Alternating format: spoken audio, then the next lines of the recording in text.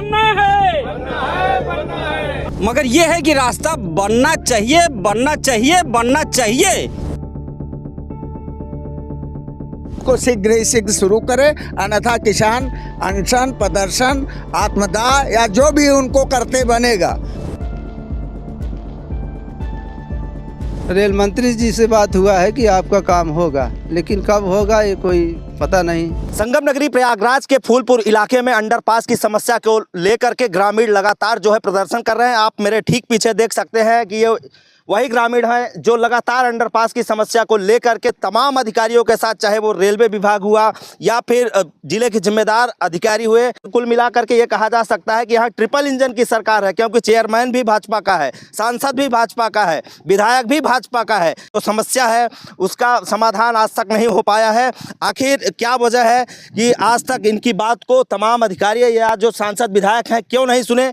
हम आज हमारे साथ कुछ लोग हैं, क्या कहेंगे बाबा, कितनी बड़ी समस्या है और ये कितना पुराना रास्ता था और लगातार जिस तरीके से जो रेलवे विभाग है वो इसको बंद कर दिया है, आप लोग अपनी मांग रख रहे हैं, आपकी बात क्यों नहीं सुनी जा रही है? इसके पीछे की क्या वजह?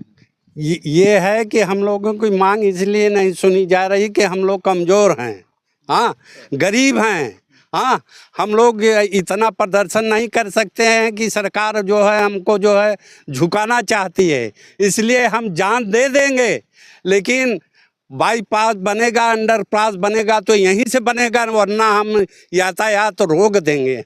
हम यहाँ से कोई, हम लोगों ने, हमारी सड़क खराब हो गई और इनकी डबल लाइन बनने के लिए हम लोगों का इतना बड़ा परिश्रम समाप्त हो गया। हमारे बाल बच्चे जो है गिट्टी पर आते जा रहे हैं, हमारी सड़क खराब कर दी गई और अंडरपास बनाने के समय सरकार हमारा साथ नहीं दे रही है। हम लोग मर मिटने के लिए तैयार हैं, बीवी बच्चे सहित, हाँ, और 200 बीघे इस पार उस पार हमारी ज़मीन है। हम लोग कैसे जीवित रहेंगे, कैसे करेंगे, ये सरकार को सोचना है। ठीक है, आप क्या कहेंगे, किस तरीके की समस्या है? क्योंकि ये बहुत पुराना रोड था, अंडरपास ना होने की वजह से जो तमाम लोग हैं आने जाने की काफ़ी समस्या भी हो रही, शिकायत भी कर रहे हैं, क्यों नहीं सुनवाई? जी सर, ये हमारे गांव से लगभग 100 वर्ष पहले इस रास्ता बना हुआ है हमारे दोनों तरफ से, मतलब एक लतीफपुर राजमार्ग इधर से और प्रतापपुर मार्ग से रास्ता दोनों तरफ से हमारा पक्का वो बना हुआ है और बीच में रेलवे क्रॉसिंग है। उसमें हमारे गांव के कम से कम 200-300 बीघा ज़मीन, छोटे छोटे बच्चे कैसे खेत में जाएं दोनों। तो सांसद लोग क्या बोल रहे हैं? क्या सांसद जी बोलो, आश्वासन दे रहे हैं कि प्रधान जी आपका काम होगा, हम आपको शासन में रखे हैं बात, पर लेटर भी लगा हुआ है। माननीय रेल मंत्री जी से बात हुआ है कि आपका काम होगा, लेकिन कब होगा ये कोई पता नहीं। चुनाव के समय ये बात आप नहीं पूछते उनसे कि सांसद जी जब हम आप लोग आपको चुन करके आपको यहाँ पहुँचा रहे हैं, इसके बाद आप भूल जाते हैं? चुनाव के बीच में मुद्दा भी रखा गया था, चुनाव के पहले भी माननीय सांसद जी आए थे यहाँ पे, पहला मुद्दा यही था कि हमारा रेलवे क्रॉसिंग बने, अंडरपास। यही चाहते हैं कि अंडरपास बनना चाहिए। इस रास्ते से कम 10 गांव के आने जाने की रास्ता है और काफ़ी रात बिरात भी लोग आते जाते हैं, लेकिन रेलवे को हम यही चाहेंगे, प्रशासन यही चाहेंगे कि अंडरपास बनना चाहिए। सबका काम हो, किसान भी का काम हो, आपका भी काम हो, हम यही चाहते हैं। धन्यवाद। अच्छा, इसके पहले कोई अधिकारी भी आए थे जांच करने? कौन से लोग थे, क्या आश्वासन मिला आप लोगों को? रेलवे से कई अधिकारी आए और आश्वासन भी दिए हैं कि पास हो गया है, बनेगा, लेकिन कोई सुनवाई नहीं है, केवल आश्वासन दिया है बस। सर, ये लतीफपुर प्रतापपुर राजमार्ग है, ये PWD के अधीन शुरू से ये रोड है। इस रोड पर 5 कर्मचारी पहले से नियुक्त थे जो इस रोड की सुरक्षा करते थे। सरकारी कर्मचारी इस रोड की सुरक्षा करते थे। आज वो इस रोड से वो भी गायब हो गए, वो भी हटा दिए गए। सुनने में तो यहाँ तक चलता था कि शुरू में इस पर बस भी चलाई गई थी। इस पर कागजात में बस भी चलाई गई थी, जो बस बासापुर लतीफपुर वाया प्रतापपुर वारी हंडिया जाया करती थी।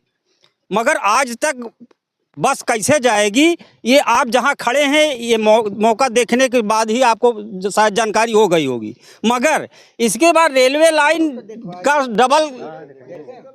डबलीकरण चालू हुआ।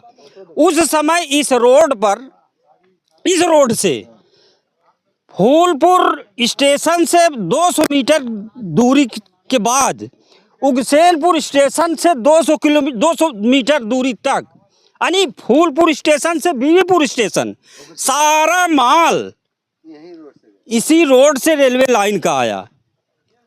हाँ, ये रेलवे लाइन बनाई गई। उस समय सांसद डॉक्टर रमेश बिंद जी थे।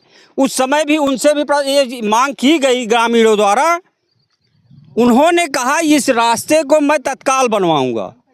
अब वो क्या किए, खुद किए या ऊपर से किए, कैसा भी किए, इस पर कुछ लोगों को अधिकारी कर्मचारी ले आके इसका सर्वे करवाए।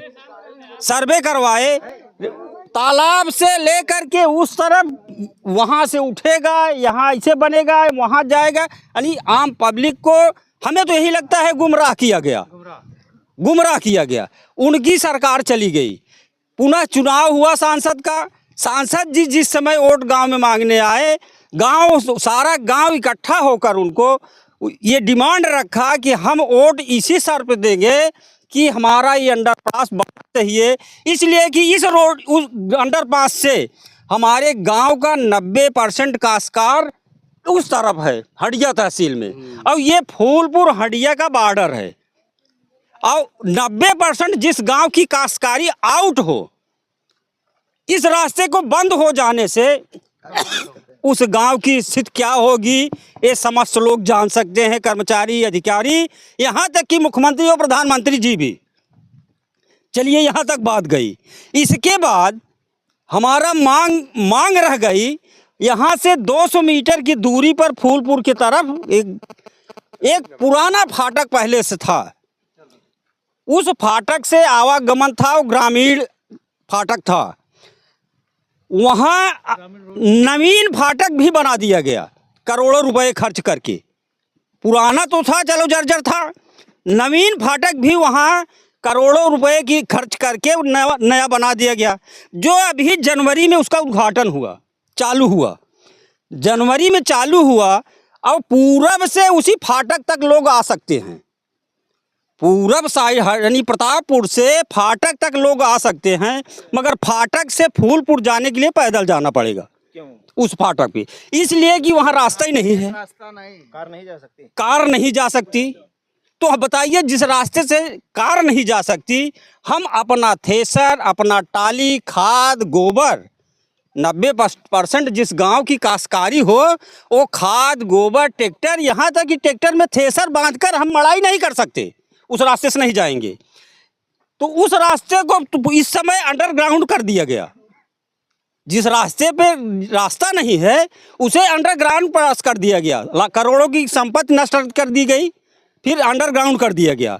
अंडरग्राउंड के ठेकेदार इस समय जहां हम खड़े हैं, यहीं से वो फिर अपना रास्ता बनाकर उस जगह सामान ले जाना चाहते हैं। तो आप बताइए प्रधानमंत्री जी, मुख्यमंत्री जी या रेलवे के जिम्मेदार लोग, कि जिस रास्ते पर आप रास्ता बना रहे हो, उस रास्ते से आपका सामान नहीं जा सकता, तो उस रास्ते को बनाने से आपको मिलेगा क्या? हम ग्रामीण आपसे पूछना चाहते हैं। अच्छा बाबा, ये जो आप कह रहे हैं कि यहाँ पे जो बस भी जाती थी, तो क्या वास्तव में ग्राउंड जीरो पर बस कभी गई थी कि सिर्फ कागजों में ही सीमित रही? ये कागज पर ही सीमित रही, इसलिए कि जब रास्ता ही नहीं है तो जाएगी कहाँ। अच्छा, ये आज से शुरू से आज तक यहाँ हमारे बच्चे, अभी यहाँ तक इस समय दोनों तरफ जो बाउंड्री कर दी गई है, हमारे घर की बहू, बेटियाँ, माँ, बहनें, अब 90% खेत हमारा है, तो घास छीलने, खेत काटने दूसरे गांव में तो जाएंगी नहीं। अब ये भी बंद हो गया, तो अब हमारे जानवर भी मरे। क्या कहना चाहेंगे माननीय मुख्यमंत्री जी? चाहिए कि अगर सरकार की यही मंशा है कि जहां रास्ता नहीं है वहीं रास्ता बनेगा, तो हमारे रास्ते को बंद कर दिया जाए, अन्यथा इस रास्ते को PWD के माध्यम से रास्ते को सर्वे कर लिया जाए। अगर हमारी मांग उचित हो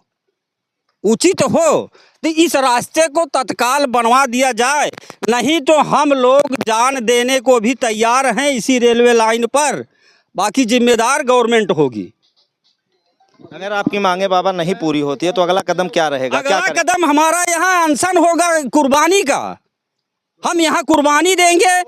हम सरकार से यह कहेंगे कि अब खेत हम लोग को फसल तैयार हो गई है और हमको लोग को काटने के लिए 10 किलोमीटर ट्रैक्टर लेके जाना पड़ेगा उस तरफ, और जबकि यहाँ पर आधा किलोमीटर नहीं है, हमारे गांव से उसे आधा किलोमीटर नहीं लेकिन 10 किलोमीटर चक्कर काट के जाना पड़ेगा।